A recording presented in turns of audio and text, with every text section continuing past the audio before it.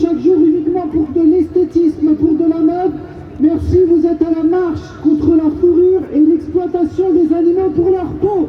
On va vous demander de venir, s'il vous plaît, il va y avoir des petits discours, des explications pourquoi nous sommes là. Donc s'il vous plaît, jouez le jeu, venez, on va commencer, ça va démarrer. Merci à toutes et à tous. Déjà merci d'être là, merci aux courageux d'être là. Je vous avoue qu'on avait prévu de dire merci d'être venus si nombreux. Bien sûr, on ne va pas vous cacher qu'on a un tout petit peu d'excuses. Mais vous êtes formidables, vous êtes des warriors et ça c'est génial. Merci beaucoup. Alors, on va vous expliquer un peu. En fait, je me présente, voici Mélanie et moi je suis Nathalie. On est deux militants de la protection animale qui venons de divers horizons. On n'est pas une association. En fait, on organise cette marche. On organise cette marche depuis 2009 déjà, avec plus ou moins de monde à chaque fois. Mais, comment dire, je vous avoue, c'est beaucoup de travail. Et surtout, nous on pense aux animaux. Et on aimerait vraiment que les prochaines fois, on soit comme en 2012, on était près de 2000. Donc là, ce sera pour l'année prochaine. Je vais même vous commencer par la fin. On a déjà prévu la date de l'année prochaine. Ce sera le 2 octobre 2021. Donc s'il vous plaît, appelez tous vos amis de province, de Belgique, d'Italie, tout ça, pour qu'on fasse vraiment un grand mouvement. Bon, je vais la faire court. Notre mission principale est de regrouper un maximum d'associations, de militants et de militantes, de non-militants et de non-militantes, dans le but de réaliser une campagne de sensibilisation avant chaque grande marche pour immobiliser le plus grand nombre de personnes possible. Cette marche s'organisera chaque année jusqu'à l'abolition de l'élevage des animaux à fourrure et l'arrêt du commerce de la fourrure sur les territoires français. Désolée, j'enlève le masque parce que c'est insupportable. Notre collectif ne se positionne pas uniquement contre la fourrure, mais aussi contre l'utilisation des animaux pour le cuir, les peaux exotiques, les plumes, la laine, le duvet et la soie. Notre seconde mission est donc de mettre à disposition des informations pour le public sur les conditions de vie et de mort des animaux. En fait, nous vivons une époque complètement absurde, puisqu'on tue pour de l'esthétique, on tue pour un col de veste, on tue pour une capuche, on tue pour un pompon de bonnet, on tue pour un porte-clés, on tue pour un canapé, pour un sac à main, pour un chemisier, un pull, etc. Est-ce vraiment utile? Est-ce vraiment nécessaire? Bien sûr que non. Aujourd'hui, il y a plein d'alternatives complètement éthiques et qui ne nécessitent aucune mort. Je ne vais pas rentrer dans les détails de chaque hypo, juste pour les expliquer sommairement, car on a une journée assez chargée. Mais si jamais vous avez des questions, les stands ici présents sont là pour répondre à toutes vos questions. Et sinon, vous nous suivez sur les réseaux sociaux. Et toute l'année, on vous explique un peu ce qui se passe dans l'activité, mais également on vous explique pourquoi la laine, pourquoi le cuir, pourquoi la soie. Voilà. Concernant la fourrure, à ce jour, l'industrie de la mode tue entre 100 à 150 millions d'animaux chaque année dans le monde. Les élevages représentent 85% de la fourrure vendue aujourd'hui, le reste de la fourrure d'animaux piégés. Sachez que parmi ces animaux, 2 millions de chiens et de chats sont tués pour la peau.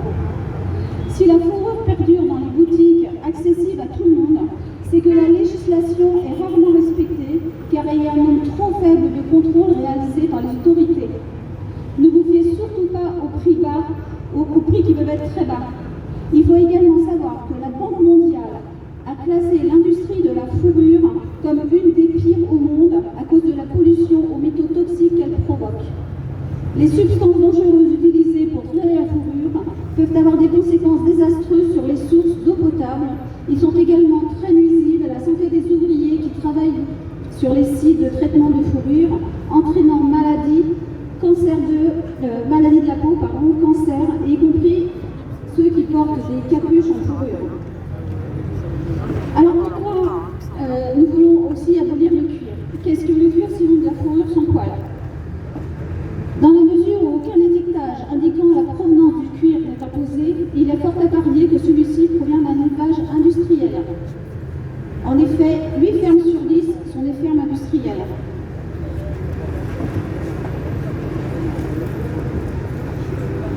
Merci. Acheter du cuir est donc une façon d'encourager ces méthodes d'élevage et des animaux dans des conditions désastreuses. Le cuir nécessite d'être tanné pour se conserver et il faut donc utiliser des polluants qui dévastent la faune et la flore. N'oublions pas les cuirs dits exotiques, de crocodiles, de serpents, d'autruches. Ceux qui nous suivent sur les réseaux, on vous explique comment ils sont tués, c'est absolument immonde.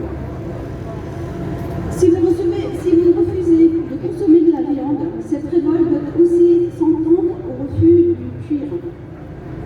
Sous toutes ses formes, c'est-à-dire les vestes, les pantalons, les ceintures, les chaussures, les bottes, les étuis de téléphone, de tablettes, les bracelets de montre, portefeuille, sac à main, fauteuil, canapé, siège auto, etc. Alors pourquoi nous refusons de porter de la laine? Parce qu'à peine quelques semaines après la naissance, les oreilles des agneaux sont trouées pour identification. Leurs queues sont coupées et les mâles sont castrés lorsqu'ils ont atteint l'âge de 2 à 8 semaines. Chaque année, des centaines d'agneaux meurent avant d'avoir atteint l'âge de 8 semaines, dû à l'exposition ou la famine. Et les moutons adultes meurent très jeunes de maladies causées par la négligence et le manque d'abri adéquat. Vous êtes nombreux à penser que la tonte est inoffensive, mais tondre des moutons est un procédé violent. Ils peuvent subir de graves blessures entre les mains d'employés pressés car payés au volume. Pourquoi la plume ou le duvet? Nombre de doudounes, vestes ou encore couettes sont rembourrées avec de vraies plumes d'oie ou de canard. Comme ça.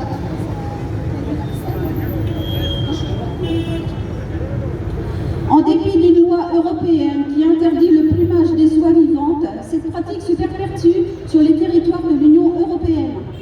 Les volatiles sont élevés en batterie, dans de mauvaises conditions, en attendant d'être plumés jusqu'à 4 fois durant leur courte vie. Les plumes sont arrachées dans le cou, dans le dos et sur la poitrine. Ce plumage réalisé à vif occasionne régulièrement des blessures sur les animaux. Les plaies sont, dans le meilleur des cas, recousues immédiatement et sans anesthésie par les salariés. Les oies déplumées tiennent à peine debout, chancelantes après tant de souffrances. Pourquoi nous refusons la soie? Pour fabriquer la soie, l'homme va venir arracher les cocons de leur support avec les chenilles âgées de 10 jours à l'intérieur, puis les jeter dans une étuve afin de les étouffer à 80 degrés. Si on laisse les cocons s'ouvrir naturellement pour libérer le papillon, on perd la continuité de la fibre, ce qui rend le produit, entre guillemets, inutilisable en filature. Pour fabriquer la soie, on doit empêcher les chrysalides de se former en papillon, car le papillon percerait le cocon en sortant et briserait le fil. Il faut 15 vers à soie pour fabriquer 1 gramme de soie. Et 1500 chenilles sont tuées pour 1 mètre de soie tissée. Donc aujourd'hui, nous vous demandons de penser à tous ces milliards d'animaux assassinés au nom d'une mode aussi cruelle qu'inutile, que ce soit dans les vêtements, les accessoires, l'ameublement, et de continuer autant pacifiquement que fermement à dire stop. Stop à l'exploitation dans le quotidien, où nous serons tous une petite flamme éclairant l'avenir, mais symbolisant aussi la mémoire de ces si nombreuses victimes. Avec Mélanie, on nous demande souvent pourquoi nous organisons cette marche qu'à Paris.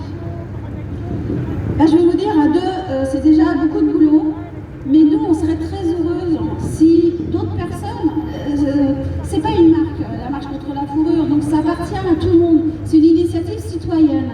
Donc si vous vous sentez de le faire dans votre ville, tout ça, nous, on peut vous aider, on peut vous donner les conseils, on peut vous donner les marches à suivre. Et nous, on rêverait d'une France où il y a cette marche en simultané dans toutes les villes, et toutes grosses villes, imaginons Lyon, Bordeaux, Nantes, et là, avec des milliers de personnes, bien sûr, dans les cortèges. Je voulais d'ores et déjà remercier toutes les personnes qui se sont spontanément présentées pour nous aider. Cette chaîne de solidarité solidarité est magnifique autant qu'émouvante. Et je tiens à remercier particulièrement Amadeus, qui a été d'un très très grand soutien. Je vous souhaite une belle manif. On vous donne rendez-vous le 2 octobre 2021 et je passe la parole à Mélanie qui va vous parler du référendum pour les animaux. Merci.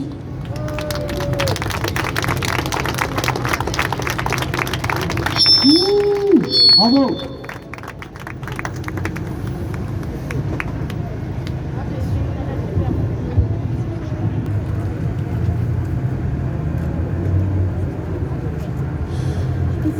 Est-ce que vous m'entendez bien?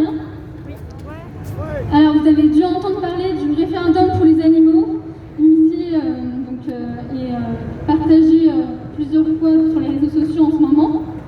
Donc, pour faire avancer la cause animale, ce sont de nombreuses personnalités qui ont décidé d'utiliser le RIP, donc le référendum d'initiative partagée.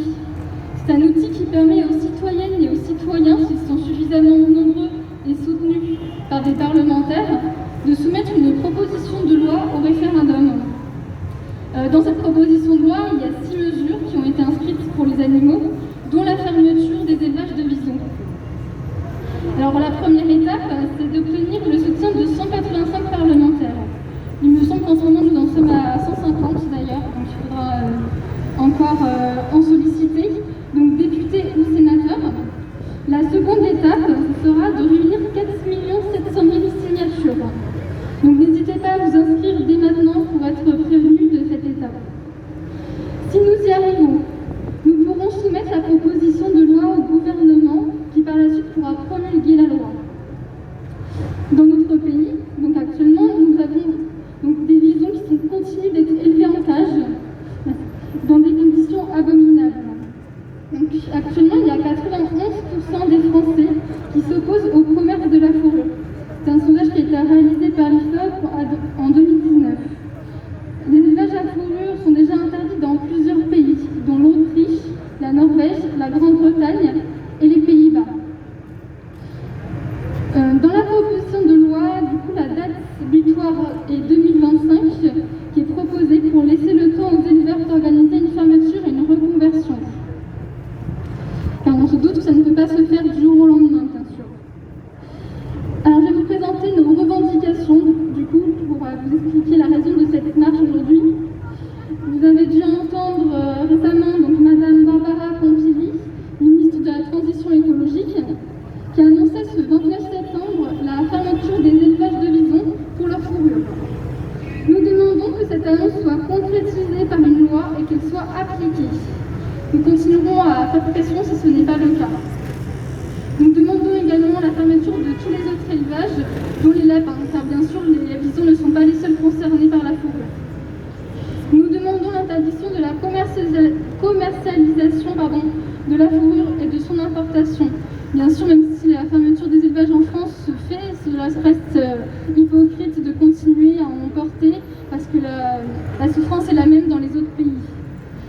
Nous demandons, en attendant, bien sûr, nous demandons une loi sur l'étiquetage des vêtements et des accessoires, qui est bien le mot fourrure suivi du nom de l'espèce animale, et que dans le produit acheté et la mention contient des parties non textiles d'origine animale, comme l'indique le décret de novembre 91, modifié en 2004 et toujours en vigueur, mais toujours pas appliqué, car souvent l'étiquetage est mensonger. Nous demandons également la fin de l'importation et la commercialisation des peaux animales exotiques et du cuir en France, qui reste aussi une abomination pour les animaux exotiques et tués souvent uniquement pour leur peau. Enfin, nous demandons la fin de l'utilisation de la fourrure, du cuir, des plumes, de la laine et de la soie chez les créateurs de mode, pour les vêtements, les accessoires, le mobilier, etc. Parce que malheureusement, c'est utilisé partout dans notre quotidien. Donc merci à vous, s'il vous plaît, de ne plus cautionner l'exploitation des animaux pour leur peau.